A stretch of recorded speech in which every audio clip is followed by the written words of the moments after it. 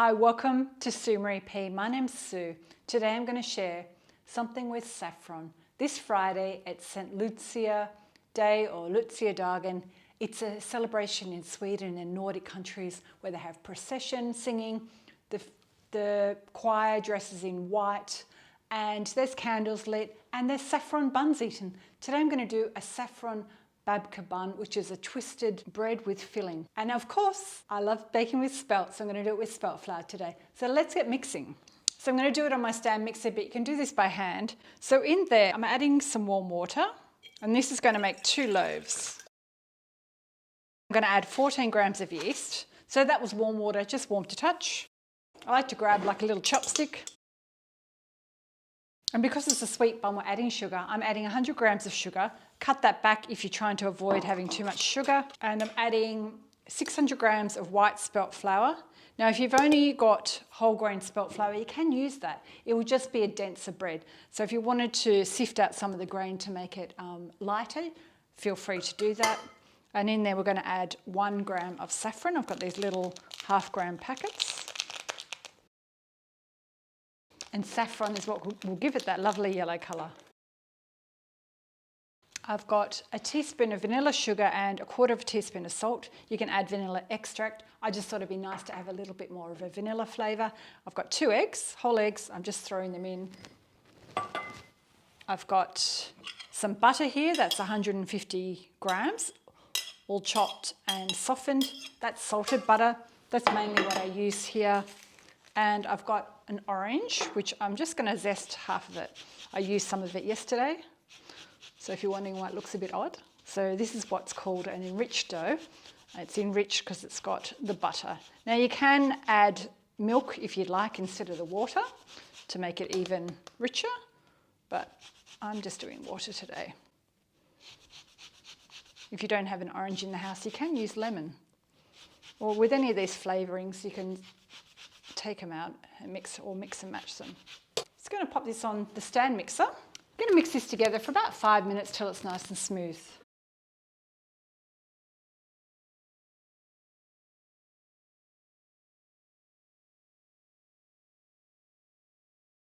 Okay, check this out. Look how yellow this is, and it's nice and smooth. So what I like to do now is I rest it in my Pyrex bowl, which has been oiled. Cover it with my silicone cover, or you can do it with plastic. And we'll rest it here for 60 minutes. So our dough's been rising for an hour and ready to remove it, and I need to divide it into 2 because I'm making 2 loaves today. So look at that, it's lovely and fluffy and risen. So I've got my scales here with a little plate and some flour on it. So let's just grab this out. We've got 1,100, so that is 550. I'm going to flour my bench.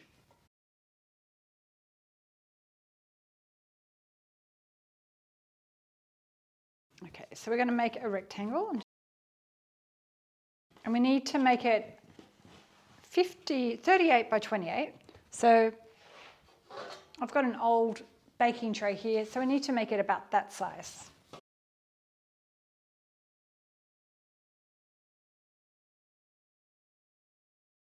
That's pretty good.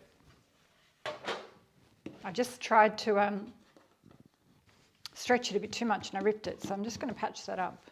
We'll just make a little bit straighter. So I've got 2 flavours. The first one I'm going to do is fig. This is fig jam. You could swap it out for any flavour, strawberry, raspberry, but I've got fig. I thought the fig and the saffron would be nice together. I'm just leaving, I'm trying to leave. Sue, what are you doing? I'm trying to leave a border around the edge. I've got 1/2 cup of walnuts that I've toasted in the oven and chopped them. And then we need to roll from this side, the long side. You can cut the edges off, but I don't like to waste the dough, so I'm just push them back in. Now, let's bring you in the centre. Put the seam on the bottom, grab a knife, and just leave the top together, but cut through the middle. You can use a sharper knife than this one. And then we separate it and we start twisting. This really doesn't matter if you're not perfect at it. It will still bake and taste amazing. Before I started filming, I've greased my silicone loaf tin with a bit of oil. I'm just going to lift that up. I'm going to sit that there for 30 minutes. I'm going to do the second one. It's pretty good.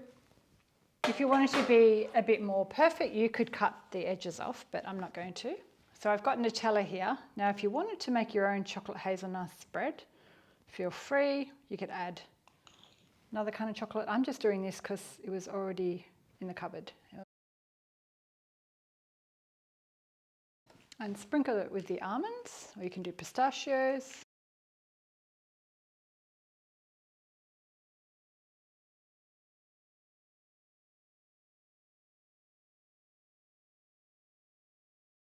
Just going to cover these and let them rest for 30 minutes. So I actually let them rise again for 1 hour or 60 minutes. I misread my recipe, and because it's winter it takes a little bit longer. So now I'm going to bake them in my oven for 30 minutes, and the oven's been preheating for about 15 minutes at 170 with a fan. I'll pop some other temperatures above.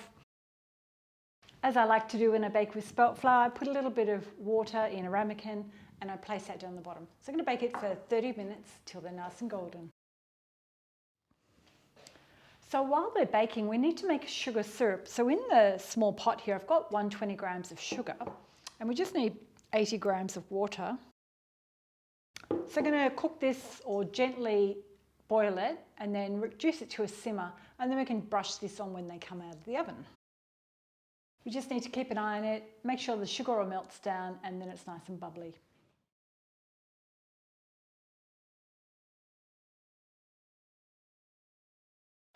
So they've had their extra 10 minutes.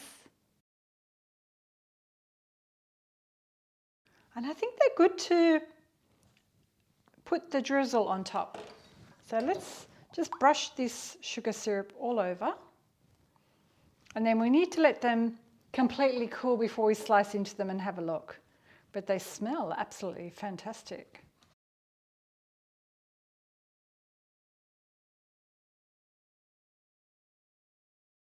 I can't wait till they cool down. I need to leave them for a couple of hours before I can cut into them to show you. So I've cut my babkas open. Look at how delicious they look. Saffron, spelt babka, one with a fig and walnut filling and one with a Nutella and almond. I've been tasting it off camera, but let me just have another taste for you. So this is the chocolate and Nutella one. Look at that.